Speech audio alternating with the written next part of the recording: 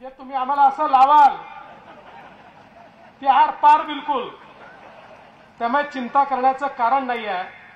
पण मला ही गोष्ट आत्ता जी महाराजांनी सांगितली ती सांगितली पाहिजे की 2014ला सरकार आल्यानंतर या ठिकाणी मोठ्या प्रमाणात या जिल्ह्यातल्या वेगवेगळ्या सिंचन प्रकल्पाची कामं आम्ही केली। मोदी साहेबांनी या जिल्ह्याकरता इतक्या मोठ्या प्रमाणात आम्हाला निधी उपलब्ध करून दिला।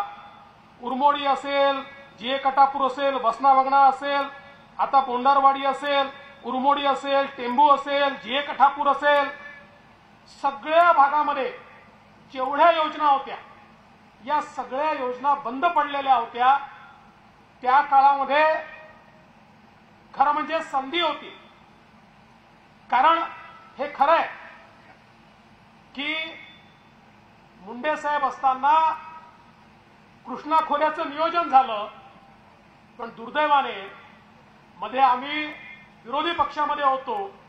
मला आठवतं शंभूराजे आम्ही किती संघर्ष करायचो, पण कुठेतरी लोकांना गृहीत धरलं जायचं आणि यांचं काम केलं तरी आपले, नाही केलं तरी आपले।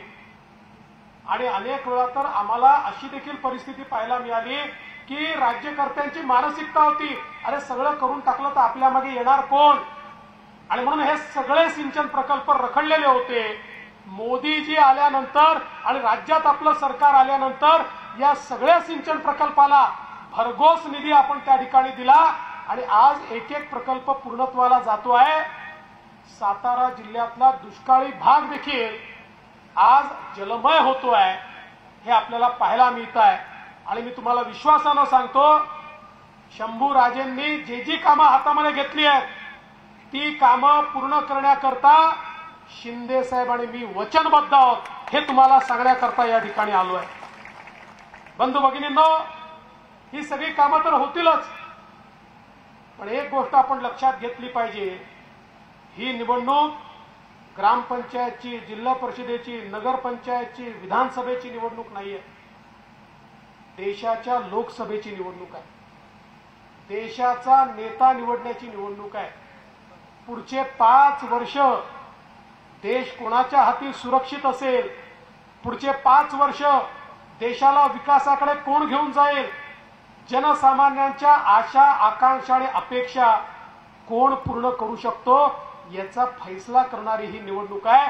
त्यामुळे या ठिकाणी महाराज साहेब आहेत, त्यांच्यासमोर अजून कोणी उमेदवार आहेत हे तर आहेतच, पण यांच्या माध्यमातून यांचा फैसला नाही आहे, यांच्या माध्यमातून देशाच्या नेत्याचा फैसला या निवडणुकीच्या माध्यमातून आपण करतो।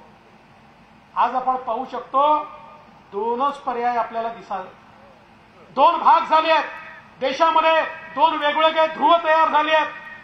एकीकडे अखिल विश्वामध्ये ज्यांना सर्वाधिक लोकप्रिय नेता म्हणून गणलं जातं ते विकास पुरुष असलेले नरेंद्र मोदीजी आहेत आणि मोदीजींच्या समवेत आपल्या शिंदे साहेबांची शिवसेना आहे, अजितदादांची राष्ट्रवादी आहे, मनसे आहे, रिपाई आहे, पिरिपा आहे, दलित सेना आहे, रासपा आहे, जनसुराज्य आहे, आमचे सक्ते साहेब त्यांची पार्टी या ठिकाणी आहे। वेगवेगळ्या प्रकारच्या सगळ्या संघटना मिळून एक महायुती आपण तयार केली आहे आणि त्या महायुतीचे महानायक हे नरेंद्र मोदीजी आहेत। आणि दुसरीकडे कोण आहे, राहुल गांधीजी आहेत आणि राहुल गांधीजींसोबत 24 पक्षांची खिचडी आहे। त्या खिचडीची अवस्था काय आहे, कोणी कोणाला नेता म्हणायलाच तयार नाही आहे। आज आपण जर बघितलं, आपली विकासाची ट्रेन आहे, या विकासाच्या ट्रेनचं इंजिन हे मोदी साहेब आहेत, याला वेगवेगळ्या पक्षांचे डबे लागले आहेत आणि या डब्यांमध्ये दीन दलित गोर गरीब आदिवासी शेतकरी शेतमजूर महिला अल्पसंख्याक भटके विमुक्त ओबीसी सर्व समाजाच्या लोकांना आपल्या या ट्रेन मध्ये बसायची जागा आहे। पण दुसरीकडे काय अवस्था आहे, दुसरीकडे डब्बेच नाहीये, सगळे इंजिनच आहे। म्हणजे तिकडे बघा राहुल गांधी म्हणतात मी इंजिन आहे, उद्धव ठाकरे म्हणतात मी इंजिन आहे, शरद पवार म्हणतात मी इंजिन आहे, ममता बॅनर्जी म्हणते मी इंजिन आहे, लालू प्रसादांचा पोरगा म्हणतो मी इंजिन आहे, मुलायम सिंगांचा पोरगा म्हणतो मी इंजिन आहे, स्टॅलिन म्हणतो मी इंजिन आहे. त्या ठिकाणी डब्बे नाहीच आहे, सगळे इंजिन आहेत. आणि इंजिन मध्ये बसण्याची जागा कोणाकरता असते? सर्वसामान्य माणसाकरता नसते. इंजिन मध्ये बसायची जागा ड्रायव्हर करता असते. राहुल गांधींच्या इंजिन मध्ये फक्त सोनियाजी आणि प्रियंकाजी बसू शकतात, तुमच्याकरता जागा नाही आहे. पवार साहेबांच्या इंजिन मध्ये फक्त सुप्रियाताई सुळेंकरता जागा आहे आणि उद्धव ठाकरेंच्या इंजिन मध्ये फक्त आदित्य ठाकरेंकरता जागा आहे, तुमच्याकरता जागा नाही आहे बंधू भगिनींनो. आणि यांच्या इंजिनची खासियत काय आहे? यांचं इंजिन एक जण दिल्लीकडे ओढते, दुसरं बारामतीकडे ओढते, तिसरं मुंबईकडे ओढते, चौथं कोल्हापूरकडे ओढते. यांचं इंजिन हालतही नाही, डुलतही नाही, चालतही नाही, बंद पडलेलं ठप्प पडलेलं यांचं इंजिन आहे. पण ज्या क्षणी महाराज साहेबांच्या कमळाची बटन तुम्ही दाबाल त्या क्षणी सातारा मतदारसंघाची बोगी थेट मोदीजींच्या इंजिनला लागेल आणि मग सातारा मतदारसंघाला कोणीच या ठिकाणी थांबवू शकणार नाही.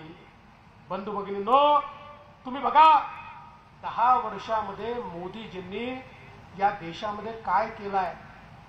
एक सायलेंट रिव्होल्युशन आहे, एक क्रांती जिचा आवाज कोणाला समजला नाही अशी क्रांती ही 10 वर्षात या देशात झाली. आणि हे मी म्हणत नाही, जगातले अर्थतज्ञ म्हणतात की 10 वर्षात क्रांती करणारं हे मोदी मॉडेल नेमकं काय आहे.